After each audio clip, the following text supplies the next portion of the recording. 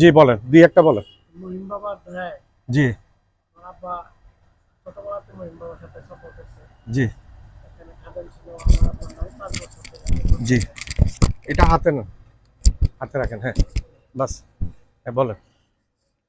পরে মহিন বাবা কাছে নিয়ে এসেছে আমারে। জি। পরে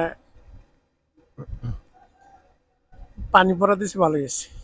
আর কি অসুস্থতা ছিলেন অসুস্থ ছিলাম, আমি কিছু খাইতে পারতাম না, শুধু আপনি? আমার হ্যাঁ বয়স বমি কত? হইতো। তখন বয়স আমার 7 বছর।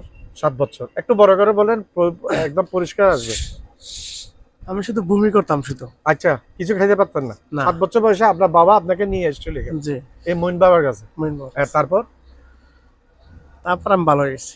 আচ্ছা, ভালো হয়ে গেছেন এখন, আল্লাহ দিলে এখন স্বাস্থ্য অনেক ভালো হ্যাঁ আপনার। অনেক ভালো, আজকে গরম তো, প্রচন্ড গরম, এই অনেক গরম। আল্লাহ কতদিন রাখে এগুলা, এই ইয়ে।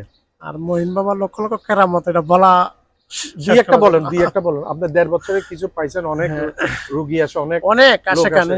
বাবা যেটা মনে করেন, বাবার সাথে এখানে আসা যারা মান্নাত করে কবুল হয়ে যায়।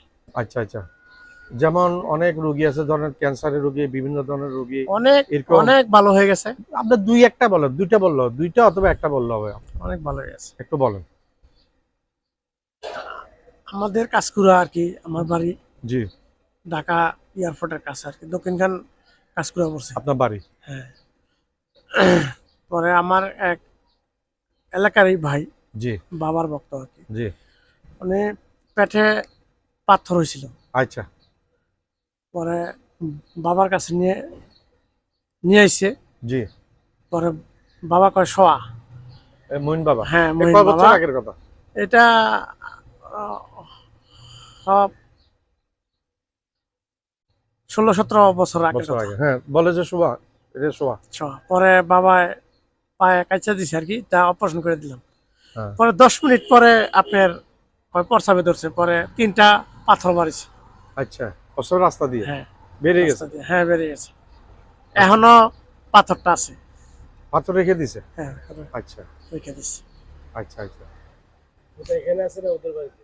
না, ওদের বাড়িতে। বাড়িতে রেখে দিছে আর কি। বাড়িতে বোতলে ভরা। নবীজির একটা প্রিয় হুম। জন্তু, বিড়াল, এটা হুরাইরা। এখানেই থাকে আর কি। হুরাইরা, আরবির নাম হচ্ছে হুরাইরা। তো একজন সাহাবী ছিলেন নবীজির, অত্যন্ত বিড়াল ভালোবাসতেন, হ্যাঁ। প্রচুর বিড়াল পালতেন। তো নবীজি ওনার নাম রাখছিলেন আবু হুরায়রা, মানে হুরায়রা হচ্ছে বিড়াল, ও, আবু মানে বাপ, বিড়ালের বাপ, আবু হুরায়রা নাম করা সাহাবী। তো ভালো থাকেন তাইলে। আমি এসছি, আমার নাম সাইফুর রহমান চৌধুরী, আমি এসছি চট্টগ্রাম থেকে। হ্যাঁ। এসছি এখানে আমি ছোটকাল থেকে, আমার বাবা আমাকে, আমার বাবার নাম ডাক্তার সৈয়দুর রহমান চৌধুরী। উনি রাজনীতি একজন নামকরা মানুষ, এই দেশের স্বাধীনতার ইতিহাসের সাথে উনি অঙ্গাঙ্গিভাবে জড়িত। বঙ্গবন্ধুর সাথে গ্রেপ্তার হয়েছিলেন এবং 1.5 বছর আগরতলা ষড়যন্ত্র মামলা 3 নম্বর আসামি হিসেবে উনি জেলে ছিলেন। আমার বাবা বঙ্গবন্ধু 1 নম্বর আসামি ছিলেন। পাকিস্তান আইয়ুব খান সরকার ওনাকে তখন গ্রেপ্তার করেছিলেন। 1.5 বছর ফাঁসির শিয়ালে ছিলেন। আল্লাহর কুদরত, সবাই রেহাই পেয়ে গেছে স্বাধীনের আগে।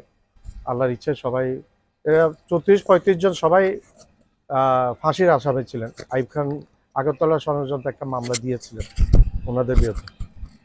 আল্লাহর ইচ্ছে ওনারা বেরিয়ে আসছেন। পরবর্তীতে উনি মহানগর আওয়ামী লীগের গুরুত্বপূর্ণ জায়গায় ছিলেন।